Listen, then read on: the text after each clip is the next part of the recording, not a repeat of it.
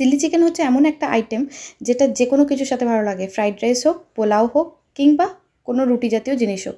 তো আমি এখানে বোনলেস চিকেন নিয়ে নিই, আমি এখানে উইথ বোন চিকেন নিয়ে নিয়েছি।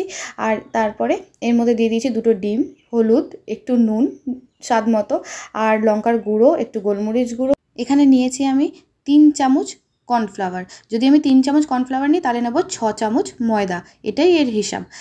আর নিয়েছি 1 চামচের 4 ভাগের 1 ভাগ বেকিং সোডা, 1 চামচ বেকিং পাউডার, একটু আদা কুচি আর তেল। ভালো করে সবগুলো মাখিয়ে নেব, তারপর একটু জল দিয়ে দেবো যেন জুসি ভাবটা থাকে। তারপর এটা ম্যারিনেট করে রেখে দেবো 2 ঘন্টা মতন।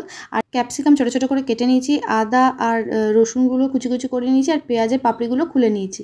তারপর এখানে সব পকোড়াগুলো ভেজে নিয়েছি, পকোড়া মানে চিকেন পকোড়াগুলো। এটা পকোড়াগুলো সস দিয়েও খেতে দারুণ লাগে, আর চিলি চিকেন বানালে তো ভালোই লাগে। এটা 2 in 1, এইভাবে পকোড়াও খাওয়া যায় আর চিলি চিকেন বানিয়েও খাওয়া যায়। এখানে আমি একটু আদা আর রসুনের কুচি দিয়ে একটু লাল করে ভেজে নিচ্ছি, তারপর ক্যাপসিকাম আর পেঁয়াজ দিয়ে দিচ্ছি, আর কয়েকটা কাঁচা লঙ্কা চিড়ে দিয়েছি। যার খাওয়ার সময় লঙ্কার প্রয়োজন সে লঙ্কা দিয়ে খেতে পারবে। এখানে নুন একটু আর চিনি 1/2 চামচ দিয়ে দিলাম। পেঁয়াজ আর ক্যাপসিকাম যখন লাল করে ভাজা হয়ে গেল তখন এর মধ্যে soya sauce, red chilli sauce আর টমেটো সস বেশি করে দিয়ে ভালো করে নেড়ে একটু কর্নফ্লাওয়ার গোড়া জল এর মধ্যে দিয়ে দিলাম। তারপরে দিয়ে দিচ্ছি কাশ্মীরি লঙ্কার গুঁড়ো রঙের জন্য। তারপর পকোড়াগুলো দিয়ে ভালো করে নাড়িয়ে চাড়িয়ে নিচ্ছি। নাড়িয়ে চাড়িয়ে কিন্তু অনেকক্ষণ ধরে নিতে হবে যেন সব পকোড়ার মধ্যে ভালো করে সসের ফ্লেভারটা লেগে যায়। এবার কম আঁচে 10 মিনিট মতন ঢাকা দিয়ে রেখে দিয়েছিলাম যেন চিকেনের পকোড়াগুলো নরম হয়ে যায়। ব্যাস, চিলি চিকেন রেডি। এর উপর থেকে একটু ধনেপাতা গার্নিশিংয়ের জন্য ছড়িয়ে দেবো, তাতে গন্ধটা খুব সুন্দর আসবে আর দেখতেও বেশ ভালো লাগবে।